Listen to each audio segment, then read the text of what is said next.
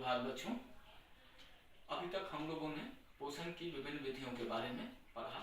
हमने पढ़ा स्वपोषी पोषण विधि और परपोषी पोषण विधि। अब हम लोग पढ़ेंगे कि पौधों में पोषण किस प्रकार से होता है। तो जैसा कि हम सब जानते हैं कि हर एक पौधे प्रकाश संश्लेषण की क्रिया करके अपना भोजन स्वयं बनाते हैं, इसलिए उनमें ये क्षमता होती है अपने भोजन निर्माण करने की, और इसे हम लोग स्वपोषी कहते हैं। लेकिन क्या सारे पौधे स्वपोषी होते हैं? सभी पौधे प्रकाश संश्लेषण की क्रिया करते हैं? तो हम देखेंगे कि बहुत सारे ऐसे भी पौधे होते हैं जो प्रकाश संश्लेषण की क्रिया नहीं कर पाते हैं। जैसे हम लोग अपने भोजन में प्रयोग करते हैं मशरूम का, जिसको हम लोग कुकुरमुता भी कहते हैं, या हम लोग उसको यहाँ अपने लोकल क्षेत्र में हम लोग उसको खुखड़ी भी कहते हैं, अलग अलग नाम से जाना जाता है। तो वो हरे नहीं होते हैं, यानी उसमें क्लोरोफिल का अभाव होता है और वो अपने भोजन के लिए सड़े गले पदार्थों पे निर्भर करते हैं।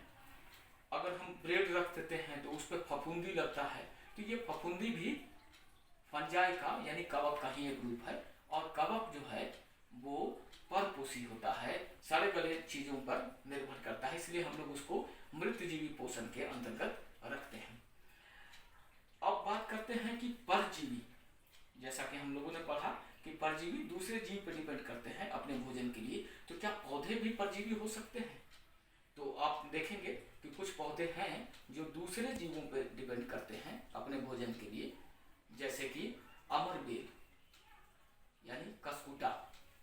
ये अमरबेल जो है अपने भोजन के लिए दूसरे पौधे पर डिपेंड करता है, तो ऐसे पौधों को हम लोग परजीवी पोषण के अंतर्गत रखते हैं। अब हम लोग आते हैं हरे पौधे जो प्रकाश संश्लेषण की क्रिया करते हैं। तो प्रकाश संश्लेषण की परिभाषा पे सबसे पहले हम लोग आते हैं।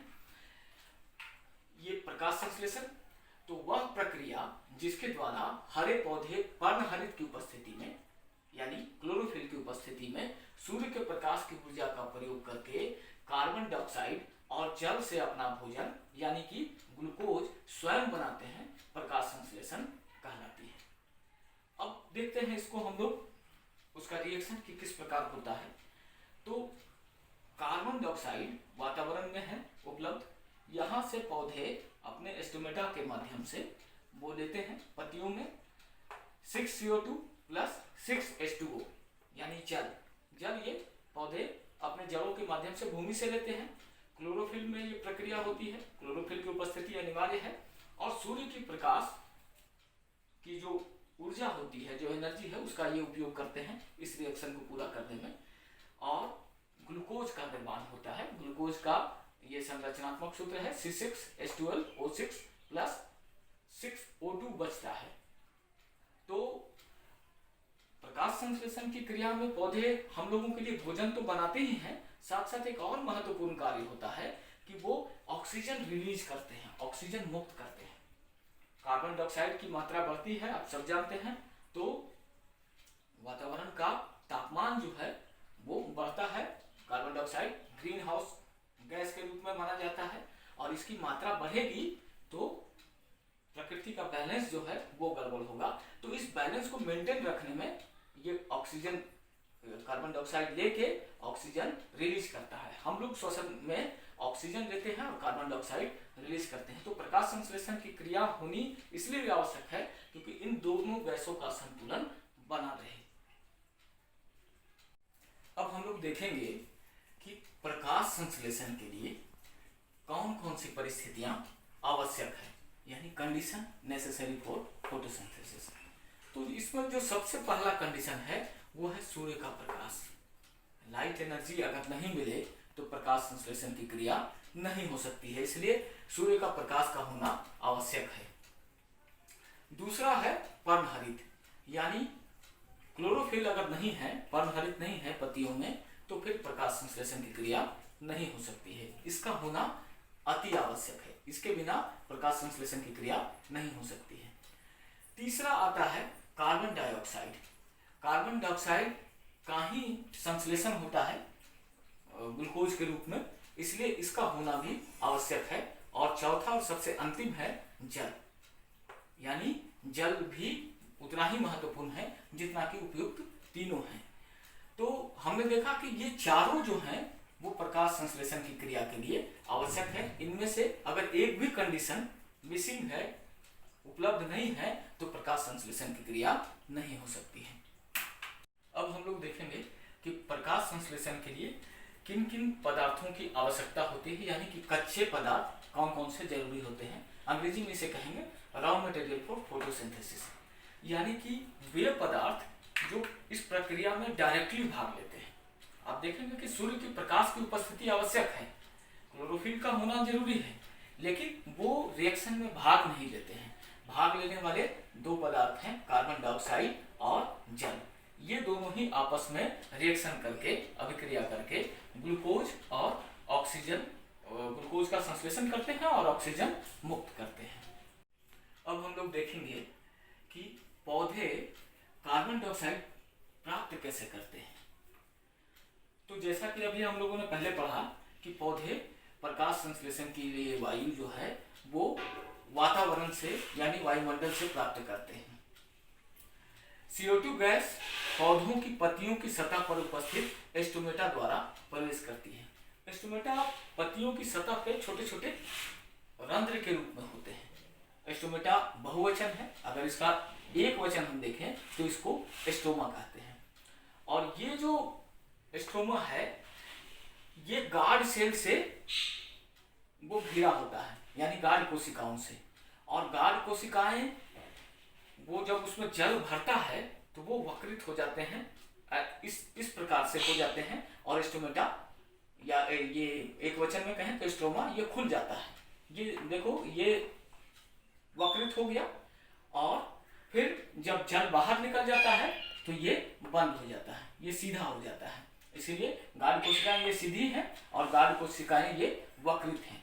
तो यही से कार्बन डाइऑक्साइड गैस जो है वो प्रवेश करता है और ऑक्सीजन जब मुक्त होता है प्रकाश संश्लेषण की क्रिया के बाद तो वो भी इसी एस्टोमेटा के माध्यम से बाहर निकलता है।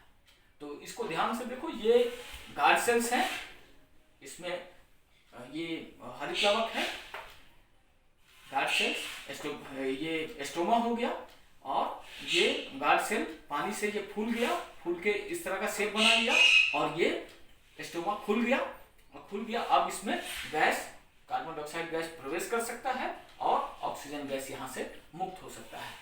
जल की कमी हुई, ये सीधी हो गई, गार्ड कोशिकाएं ये सीधी हो गई और ये जो छिद्र है एस्टोमा से बना हुआ ये बंद हो गया।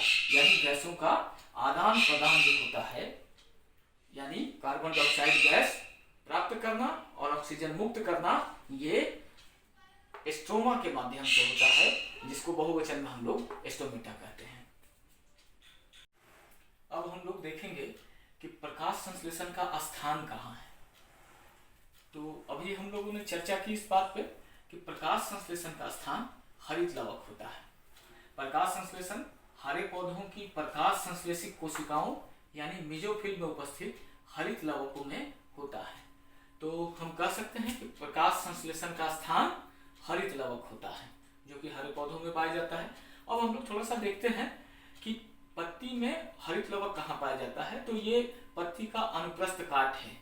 तो हम देखेंगे कि सबसे ऊपर ये ऊपरी बाह्य त्वचा है, उसके नीचे निचली बाह्य त्वचा है और यहाँ निचली बाह्य त्वचा में ये आपको एस्टोमा है, जो अभी हम लोगों ने पढ़ा कि ओपनिंग एंड क्लोजिंग होता है, ये खुलता और बंद होता है, जिससे गैस का एक्सचेंज होता है, आदान प्रदान होता है, कार्बन डाइऑक्साइड गैस लिया जाता है और ऑक्सीजन गैस मुक्त होता है। और इन त्वचा के ऊपर एक पतली सी लेयर होती है, क्यूटिकल, जिसको उपत्वचा भी कहते हैं।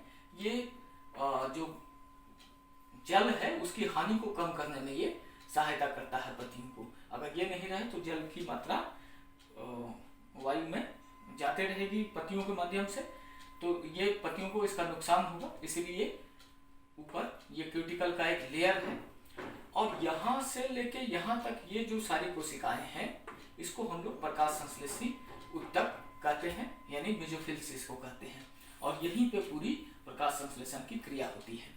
प्रकाश संश्लेषण के लिए जो वायु है यानी कार्बन डाइऑक्साइड वो वायु से वायुमंडल से प्राप्त होती है, उसकी सतह में उपस्थित स्टोमेटा से प्रवेश करती है, यहाँ से कहाँ ये मेसोफिल सेल्स में यहाँ पे पहुंचा, और इन सेल्स में ये जो बिंदु बिंदु के जैसा दिखाई दे रहा है इस चित्र में, ये हरित लवक है और सारी की सारी प्रकाश संश्लेषण की प्रक्रिया इसी हरित लवक में ही होती है।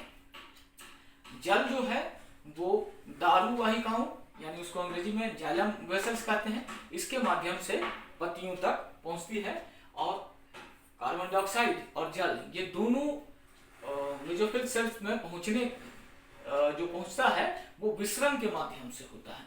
तो विसरण परासरण ये हम लोग आगे पढ़ेंगे।